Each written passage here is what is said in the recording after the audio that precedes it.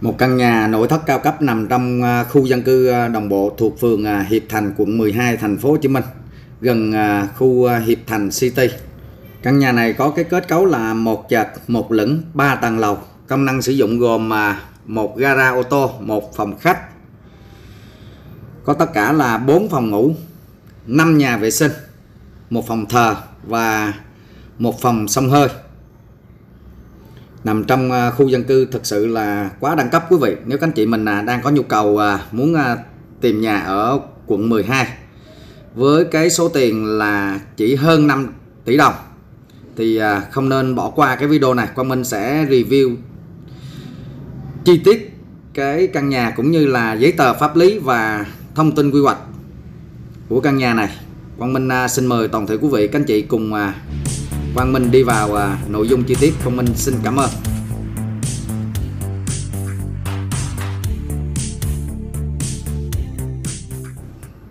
Nội dung đầu tiên trong video ngày hôm nay, Quang Minh sẽ review cho quý vị các anh chị mình xem một cái căn nhà nằm trong khu dân cư đồng bộ thuộc phường Hiệp Thành, gần Hiệp Thành City, quận 12, thành phố Hồ Chí Minh. Rất là đẳng cấp quý vị. Căn nhà cực kỳ đẹp với cái thiết kế là hiện đại ha. Quý vị đang nhìn thấy cái hình ảnh mặt tiền căn nhà. Căn nhà này có cái diện tích theo mặt tiền đường là 4 m, chiều dài vô là 14 m. Quang Minh xin mời toàn thể quý vị cùng Quang Minh đi vào bên trong để tham quan cái căn nhà này. Đây là cái không gian phòng khách quý vị. Nhà 14 m thì phòng khách đó thì sẽ nằm ở trên tầng lửng, còn ngay cái vị trí này thì thường là để dùng làm cái gara đổ ô tô quý vị. Sau cái gara ô tô thì tiếp đến là cái không gian phòng ăn rất là hiện đại và sang trọng. Nhà này chủ nhà đầu tư cũng khá là nhiều cái nội thất, gần như là full nội thất hết rồi quý vị. Đây là một cái tủ lạnh 2 cửa ha, nhìn rất là hoành tráng đây. Không gian nhà bếp thì có bếp nè, xanh hao, máy hút mùi xanh hao luôn, bồn rửa chén thì có 5 chế độ xài nha các anh chị.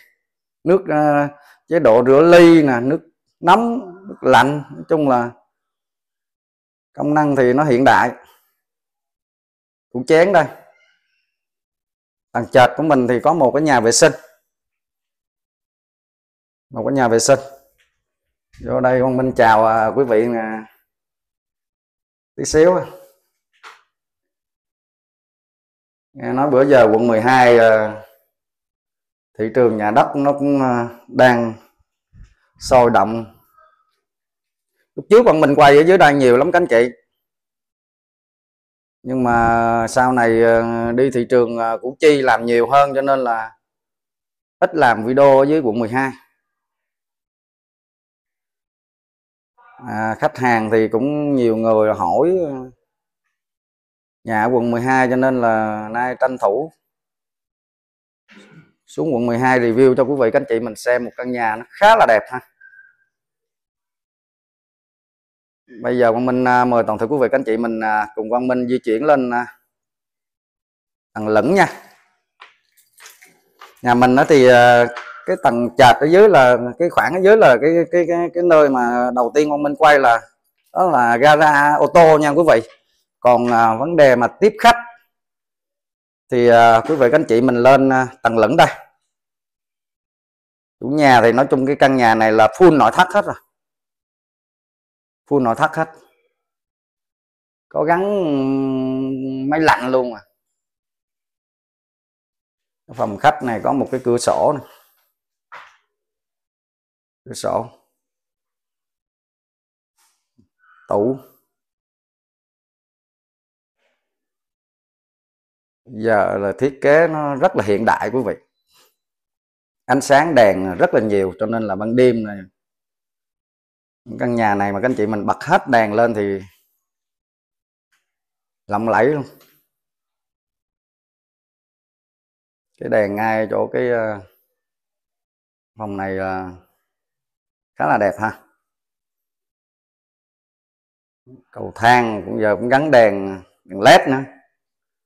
Rồi con Minh mời quý vị lên tham quan lầu 2. Lầu 2 thì có hai cái phòng ngủ. Hai phòng ngủ. Mình di chuyển vô cái phòng ngủ phía sau trước. Phòng ngủ đều có nhà vệ sinh riêng ở trong phòng nha. Lại gặp quý vị nữa. Quý vị đang xem video Quang Minh thì nhớ cho Quang Minh một like nha cả nhà. Yêu thương cả nhà nhiều lắm. Phòng ngủ là có giường nè, có bàn phấn nè, có tủ quần áo nè, có kệ tivi nè. Trong chủ nhà thiết kế thì nó khá là đầy đủ công năng sử dụng rồi. Mua về xách vali vào ở thôi. Nhà mình là sổ hầm cầm tay nha. Sổ hầm có sẵn cho nên là quý vị các anh chị mình muốn công chứng lúc nào cũng được hết. Máy lạnh đây. Mấy năm trước thì quận Gò Vấp thì xây nhà thì hay full nội thất. Còn quận 12 thì ít full nội thất. Xây chỉ có xây xong rồi để nhà trống thôi.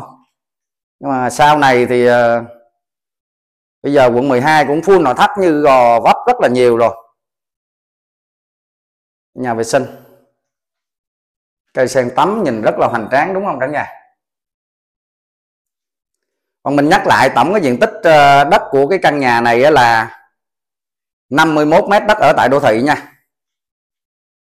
Diện tích xây dựng là 207 m². Diện tích xây dựng là diện tích sàn tầng 1, tầng 2, tầng 3, tầng 4 và tầng lửng. 207 m sử dụng. Giá bán là 5 tỷ ha, 5 tỷ 6 nha. 5 tỷ 6 thương lượng. Nếu quý vị các anh chị mình muốn có một cái căn nhà rộng hơn, đường đẹp hơn, diện tích lớn hơn thì phường Thạnh Xuân, gần cái đường Tô Ngọc Vân đó quý vị. Gần đường Tô Ngọc Vân. Ông bạn Quang Minh có một căn là ngang là 4m8, dài là 18 m. Khu nhà lầu đồng bộ giống y như thế này nè. Cũng một trệt, một lửng 3 lầu.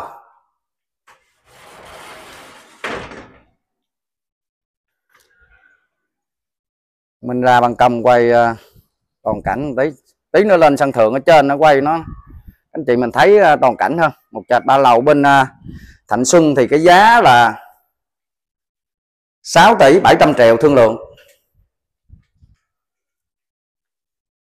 4 phòng ngủ rồi nha các anh chị. Cái tầng 4 trên đây là một cái phòng thờ. Một phòng thờ và một phòng xông hơi.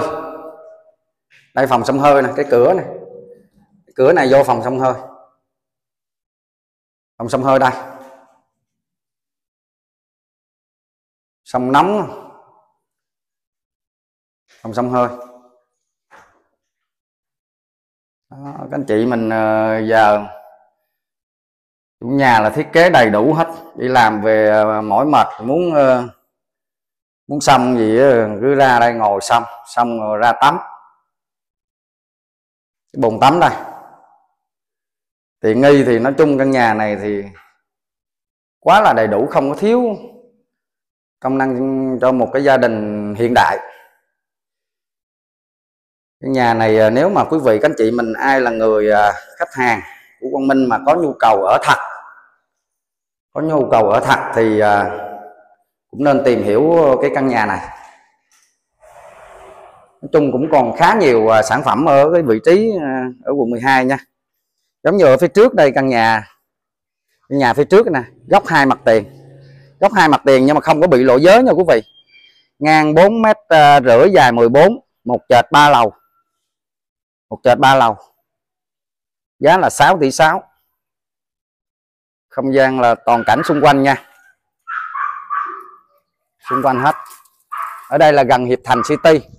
Đó, cái tòa nhà cao cao đằng xa xa đó là Hiệp Thành City đó quý vị. Còn cái lốc này là khác nữa nha. Cái lốc gần đây là không có nằm trong Hiệp Thành City. Hiệp Thành City là khu kia. Ủa phải không ta? Ở đây đường gần Nguyễn Thị Búp mà. Không phải. Cái lốc này là Hiệp Thành City nè. Hiệp Thành City đây. Mình nhớ nhầm. Hiệp Thành City là mặt tiền, cái khu mặt tiền đường Nguyễn Thị Búp á.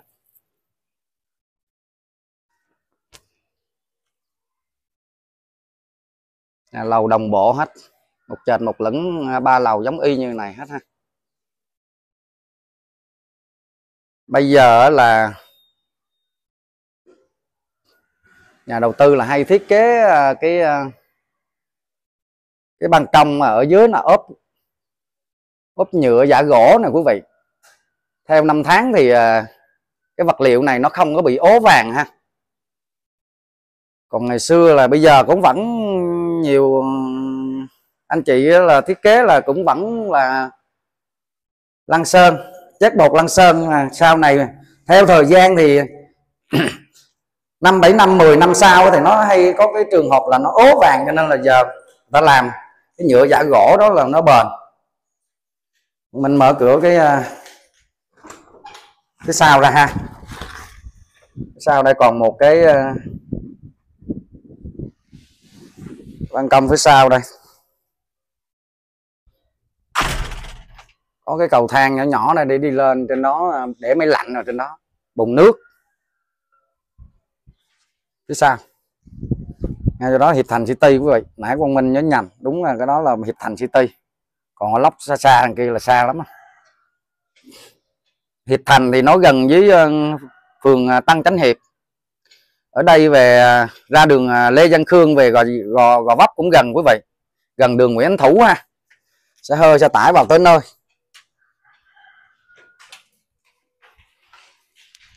Mình nhắc lại cái thông tin diện tích một lần nữa cho anh chị mình nhớ nha. Sau khi xây quay hết cái căn nhà này tí nữa, Quang Minh sẽ cho quý vị các anh chị mình xem cái cuốn sổ hồng. Cuốn sổ hồng và Quang Minh sẽ kiểm tra cái thông tin quy hoạch luôn. Dĩ nhiên ở đây là khu dân cư hiện hữu rồi, nhưng mà để cho kiểm chứng cho cái pháp lý nó chuẩn, về quy hoạch nó chuẩn, thì Quang Minh cũng hay làm kiểm tra luôn cho toàn thể quý vị các anh chị mình nắm luôn. Mình ở nhà mình xem rồi mọi vấn đề nó không có còn lăn tăn về cái pháp lý cũng như là cái thông tin quy hoạch. Làm đất ở Củ Chi thì Quang Minh cũng làm y như vậy. Kể cả quay nhà review nhà Gò Vấp cũng vậy. Anh chị mình ai có nhu cầu mà muốn quay nhà, quay đất để tìm cái nguồn khách hàng bán cho nó nhanh thì cứ liên hệ với Quang Minh. Quang Minh hỗ trợ quý vị các anh chị mình đến tận nơi quay video. Chứ cái kênh của Quang Minh thì giờ nó cũng không có nhỏ mà cũng không có lớn, gần 115.000 người đăng ký rồi, thì cái lượng khách hàng nó cũng ổn định. Và cái cách làm Quang Minh thì nó rất chi là rõ ràng, nó rất chi là chi tiết về hình ảnh cũng như là giấy tờ pháp lý thông tin quy hoạch.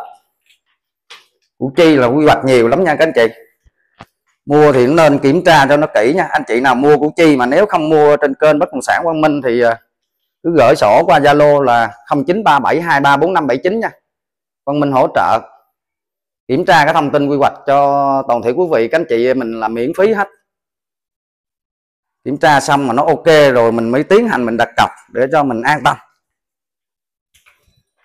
Những cái file quy hoạch của Quang Minh là file mới, cho nên là các anh chị mình không có phải lo về vấn đề mà quy hoạch.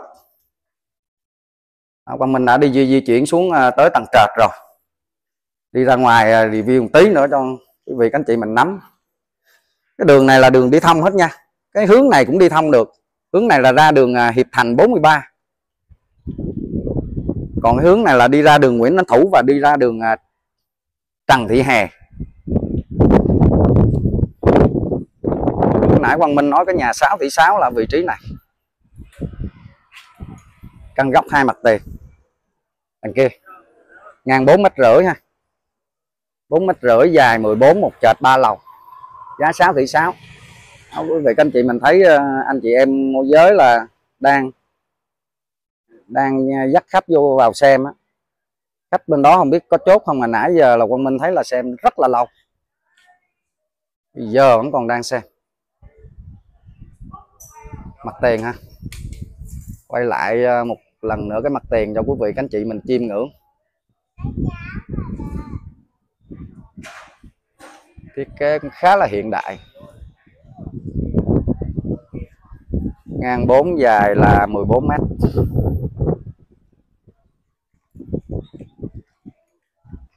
Ok chưa?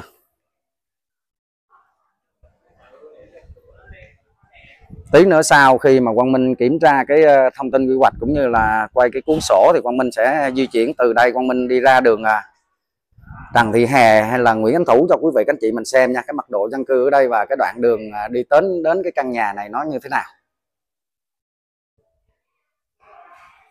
Ok, Quang Minh quay nhanh cái cuốn sổ hồng của căn nhà này cho quý vị các anh chị mình xem luôn ha. Thửa đất số 678, thửa đất căn nhà này rất là đẹp, số tiến 678, tờ bản đồ số 41. Tổng cái diện tích cái lô đất là 51,9 m, là xấp xỉ 52 m quý vị. Đất ở tại đô thị, hình thức sử dụng là sử dụng lâu dài. Này là thông tin thửa đất ha. Và sổ hồng thì có cái mục 2 là cái mục nhà ở. Tên tài sản là nhà ở riêng lẻ này, diện tích xây dựng là 44,4 m. Diện tích sử dụng là diện tích sàn hả quý vị, là 207,6 m.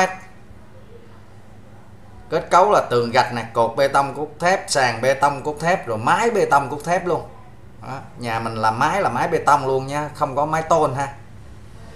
Tổng cái diện tích mình sử dụng là 207 m. Đây là cái thông tin cái cuốn sổ hồng. Còn mình xin phép quý vị là che cái địa chỉ làm tí xíu để cho nó phù hợp với cái quy định của bên YouTube ha. Nhiều lúc lộ cái thông tin mà cá nhân rồi này kia, địa chỉ rồi này kia thì cũng có nhiều cái nó không được hay lắm, cho nên là mình xin phép che cái địa chỉ nhà lại. Còn mình quay đất ở Củ Chi thì mà cái số thửa với cái tờ bản đồ ở đây thì cũng không quan trọng. Đất Củ Chi thì chưa có cái địa chỉ đất, chưa có cái địa chỉ nhà. Này là cái địa chỉ nhà là cái biển số nhà của quận cấp á, cho nên là mình cũng kỹ cái vấn đề này tí xíu, mong rằng là toàn thể quý vị các anh chị mình thông cảm. Và đây là cái thông tin quy hoạch nè. Đây, cái khung màu đỏ đây là cái hình thù của cái căn nhà Quang Minh đang giới thiệu ha. Ở phía sau là nó vác theo cái phía sau nha, phía sau là nó y hình thù vậy nè. Để Quang Minh cho các anh chị mình xem cái bản vẽ hiện trạng luôn đó. Đây cái bản vẽ hiện trạng đây quý vị. Đường là đường nhựa nè, ra đường Nguyễn Ánh Thủ. Vị trí căn nhà này là ra Nguyễn Ánh Thủ là 2 sẹt.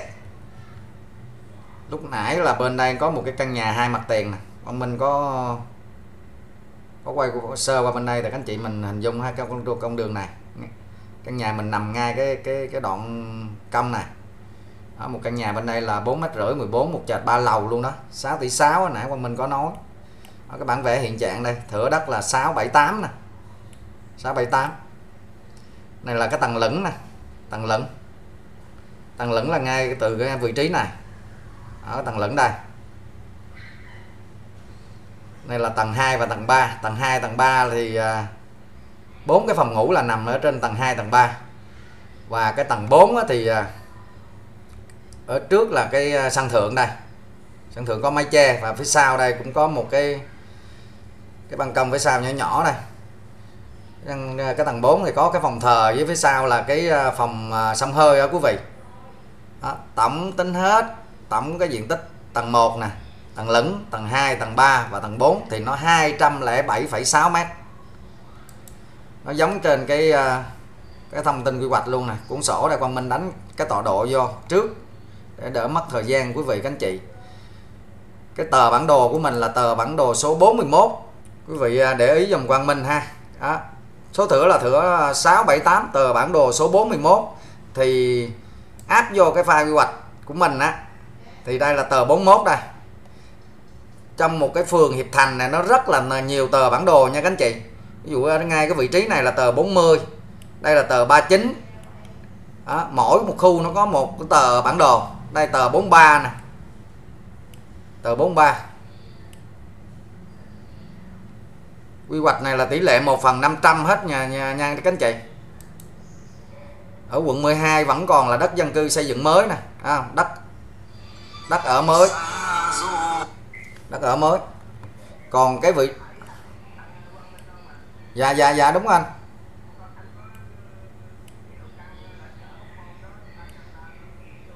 Dạ đúng rồi. Còn anh.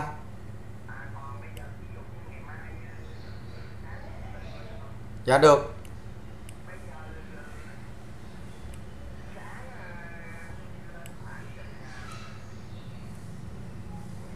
Mười giờ. Dạ. Ăn sương rồi anh đi lên, anh cứ tới ngay cái bưu điện Hóc Môn đi rồi em đón anh ở đó.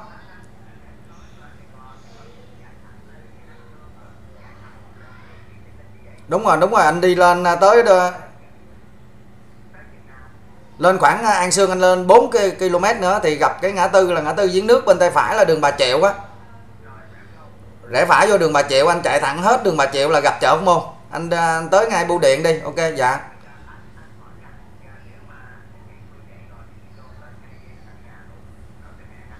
Mười giờ. Dạ ok anh. Ok dạ cảm ơn anh. Dạ. Khách hàng đang hẹn Quang Minh sáng mai xem một căn nhà ngang 10 dài 33. Nó cách chợ Hóc Môn chỉ có 60-70 m thôi, mặt tiền đường nhựa thông quý vị. Nhà đó là diện tích xây dựng là 264 m, diện tích sàn là 529 m, ngang 10 dài 33 nha. Đất ở là 332 m đất ở. Mặt tiền đường nhựa thông gần chợ Hóc Môn. 12 tỷ 500 triệu. Sẵn tiện video đây Quang Minh khách hàng có gọi đó, hẹn sáng mai 10 giờ xem thì cũng các anh chị mình có đang xem thì có nhu cầu thì Quang Minh gửi thông tin. Căn đó là vừa cái biệt thự là cái biệt thự nha các anh chị, vừa ở vừa làm tổ hộp mai nè, vừa làm kho chứa hàng, làm nói chung là rất là nhiều việc, vừa ở vừa làm tổ hộp mai rồi là rất ok. Ở trên sân thượng nó có một cái sân thượng nó rất là rộng.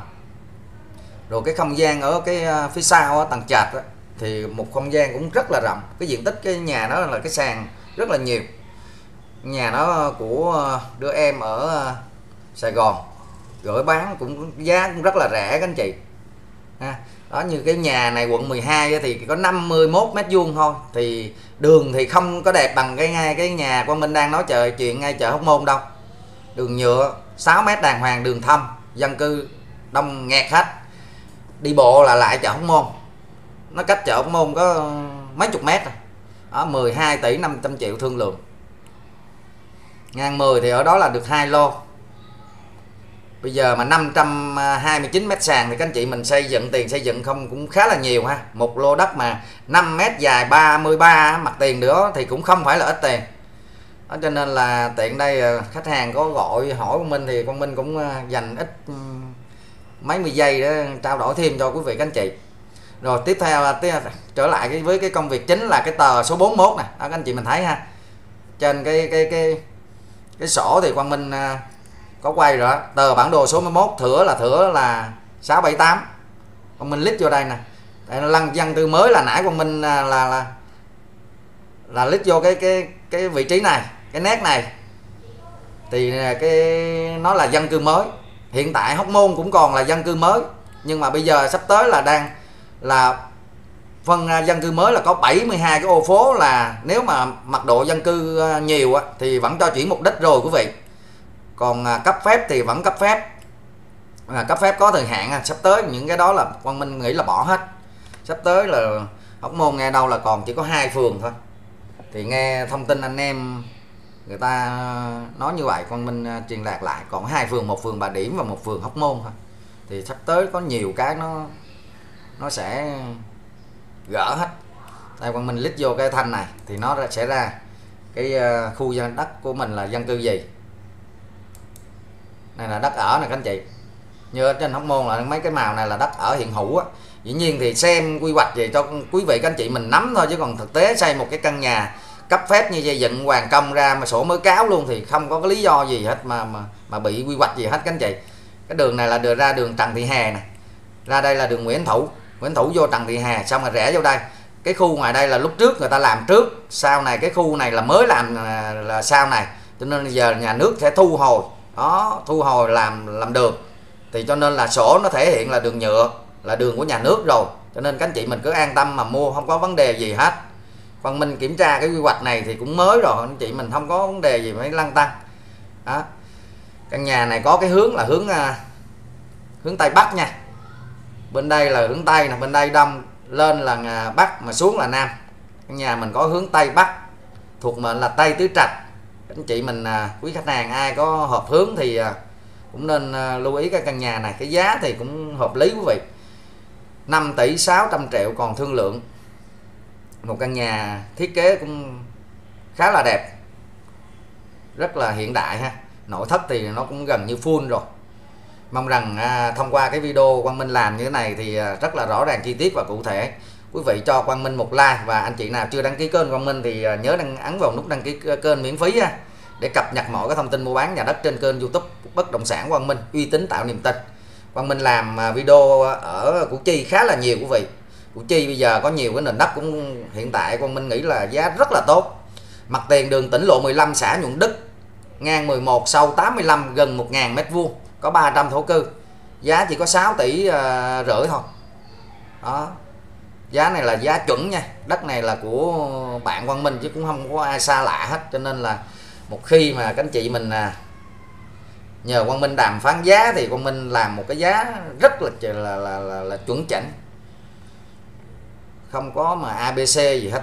Mong rằng quý khách hàng ủng hộ kênh Quang Minh nha. Và tiếp theo đây Quang Minh sẽ từ ngay cái vị trí nhà này Quang Minh đi ra đường Nguyễn Thủ cho quý vị tham quan một vòng quanh cái căn nhà này, xem cái mật độ dân cư ở đây ha. Và Quang Minh cũng có cái hình ảnh trên Google này cho quý vị các anh chị mình xem luôn. Đây, cái vị trí căn nhà của mình là nằm ngay vị trí này. Đây nè, ngày xưa là đường vô đây, bây giờ cái khu này là khu dân cư đồng bộ đó, nhà cứ một trệt một là một lửng 2 3 lầu á. Cái căn nhà bên đây nữa nè, góc 2 mặt tiền, bên phía sau đây có một cái mặt tiền đường nhựa nữa nè.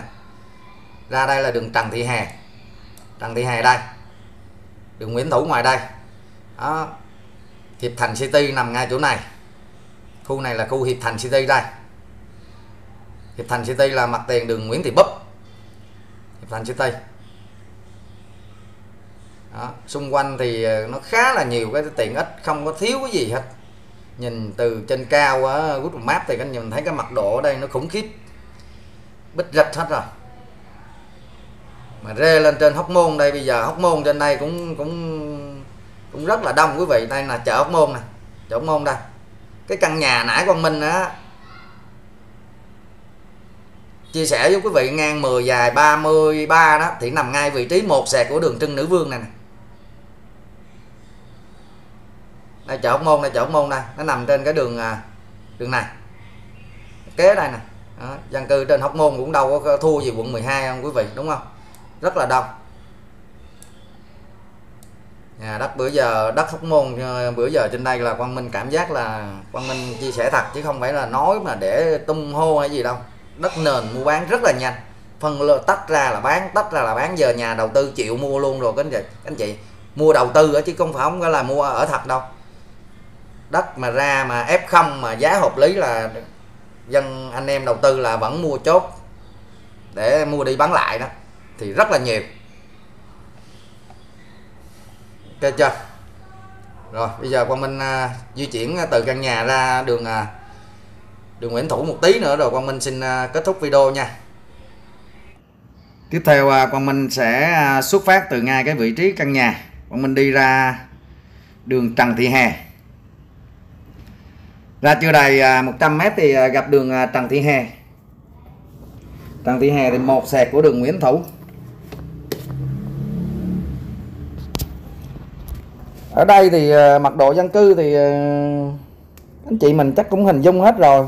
Quang Minh kỹ, Quang Minh làm như thế này cho toàn thể quý vị các anh chị mình xem cho nó chi tiết thôi, chứ còn thực sự là mật độ dân cư ở quận 12 các anh chị mình nếu mà thường đi xem nhà xem đất ở đây cũng biết rồi, dân cư thì khá là đông đúc. Đường Trần Thị Hè này thì cũng làm ăn kinh doanh buôn bán tốt, chạy khoảng tầm 5-60 mét nữa là ra gặp đường Nguyễn Thủ.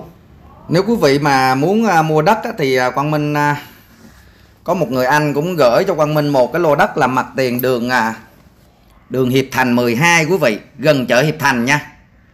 Cái đường đó là 2 sẹt của đường Nguyễn Thủ này, cũng giống cái vị trí nó khá là đẹp. Đường mặt tiền đường Hiệp Thành 12, đường đó cũng làm ăn kinh doanh buôn bán được quý vị. Nó cũng na ná giống như cái đường Trần Thị Hè này. Thì có gì quý vị các anh chị mình sẽ chú ý theo dõi cái video sau ha. Quang Minh sẽ sẽ quay cái lô đất đó. Lô đất đó có cái diện tích là ngang 4m7, dài là 26, full thổ cư là 109 m. Ông anh đang gửi cho Quang Minh với cái giá là 5 tỷ 850 triệu đồng còn thương lượng nha.